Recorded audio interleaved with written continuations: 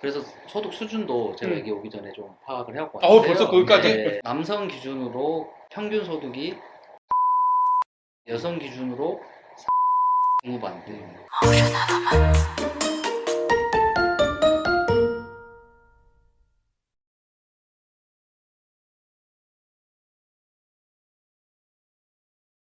안녕하십니까? 안녕하십니까. 네, 반갑습니다. 네, 반갑습니다. 너무 감사드립니다. 아닙니다. 우리 최재형 원장님이 이제 목동에 개원을 하고 싶어서 지금 자리를 찾아보고 있거든요. 네. 그 지역에서 어느 상권을 갈 거냐에 이제 고민을 하면 되는 거고, 그렇죠. 오늘 시간에는, 오늘 여기는 이제 상권 얘기를 하고 있고요.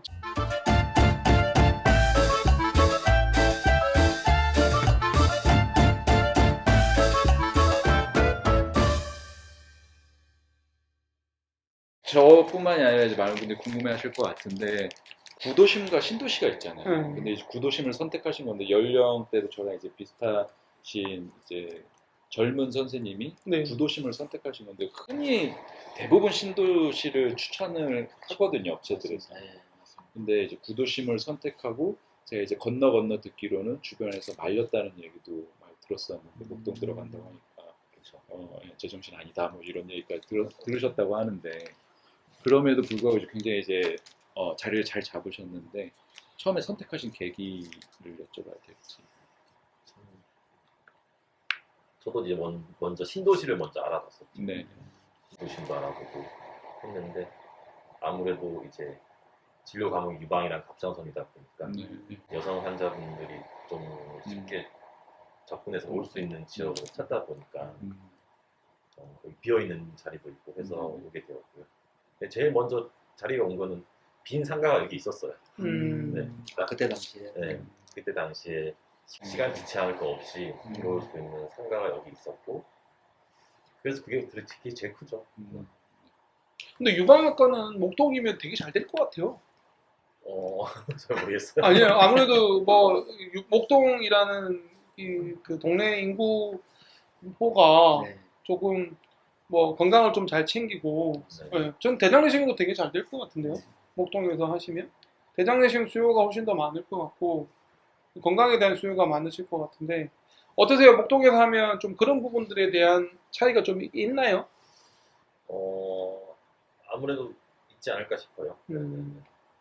왜냐면 검진은 다 검진대로 다 받으시는 분들이 꽤 많으시고 검진에서 한번 걸러지는 부분들에 대해서는 스페셜리티하게 뭔가 좀 더 전문 병원을 찾아서 가는 그쵸. 분들이 그 전문을 찾는 그런 경향이 좀 있으신 것 같아요. 맞습니다.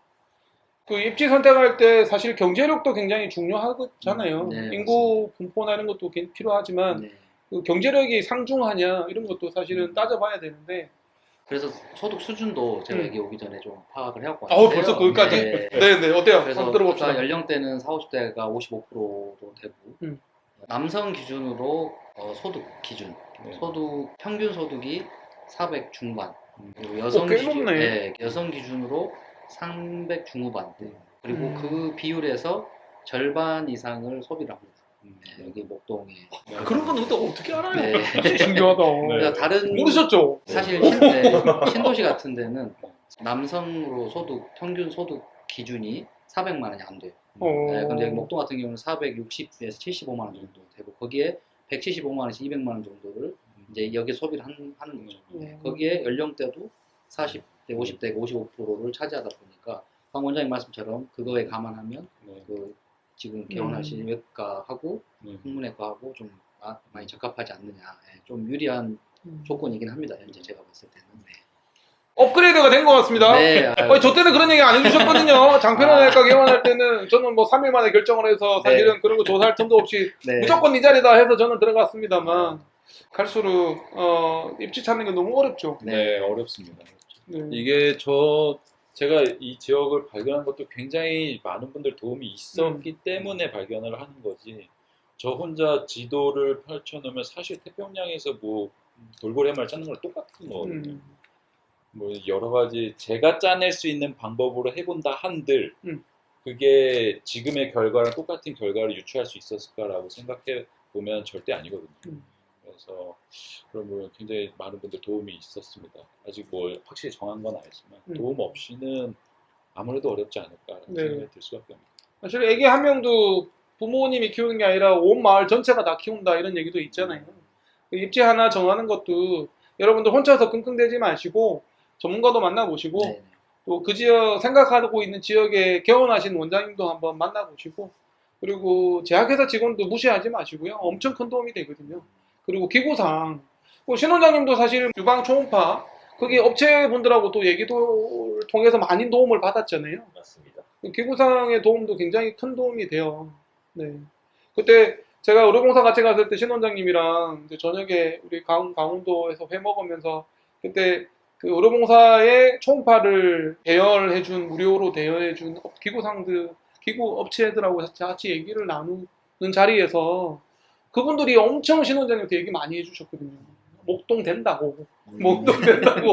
걱정하지 마시라고. 그래서 뭐 그런 얘기들도 어쨌든 뭐 가까운 온 가족 다 동원해서 뭐 다 가보고 여러분들의 도움을 필요로 하시고요. 최 원장님처럼 여러 번 와보셔야 됩니다. 맞습니다. 그렇죠. 아직 정하지도 않았는데 후보지에 이렇게 많이 오셨어요. 네. 일을 소홀히 해서 죄송합니다. 아니 괜찮습니다. 제가 며칠 전에는 일찍 보냈어요. 네. 일찍 보내고 조기 퇴근시켜서 더 알아보시라고. 그래서 지금 중요한 타이밍이니까. 신 원장님 보시기에는 개원 과정에서 입지가 차지하는 비율이 어느 정도이신 것 같으세요? 저는 절반 이상이다. 네, 이상으로 생각합니다. 그래서 입지에 좀 신중을 하는 건 상당히 그렇죠. 네, 여러 군데를 그리고 또 많이 가보고. 네. 근데 또 전문가가 보시기에는 어때요? 좀 딱 이렇게 마음에 드는 자리가 없으면 좀 기다리는 것도 괜찮지 않아요? 네, 뭐 어디를 가든 뭐 다른 뭐 두세 개 정도 비교를 하고 있다고 하면 좀 기다리는 것도 나쁘지 않습니다. 네. 네, 그래서 근데 이제 어느 정도 한두 군데 가지고 결정을 망설이고 있다고 하면 이렇게 자주 현장 와서 네. 그 현장에서 이런 주의 여건도 둘러보고 네. 같은 그 경쟁 거기 병원도 가보고 아까 이제 그 서두에서 말씀드렸는데 사실은 원장님 가기 좀 불편하면 뭐 지인이든 아니면 네. 아시는 분 통해서 그 다른 과를 진료를 직접 받아보는 것도 괜찮습니다. 네. 그러면 거기에 이제 뭐 친절도라든지 서비스, 그다음에 뭐 인테리어적인 부분, 뭐 그런 전체적인 환경을 볼 수 있으니까 그런 것도 꼭 해보셨으면 추천드리고 싶고요. 네. 그래서 만약에 지금 보시는 물건이 뭐 가격이 좀 비싸다, 네. 그리고 권리금이 좀 터무니없이 비싸다고 하면 뭐 좀 기다리는 것도 방법일 수 있을 것 같아요. 왜냐하면 어디를 가든 네. 꼭 안 나올 것 같지만 결국엔 또 한 달, 두 달 기다리다 보면 더 좋은 자리가 나오는 경우도 있거든요. 그래서 그거 감안하셔가지고 너무 좀 서두르지 않았으면 하는 바람입니다.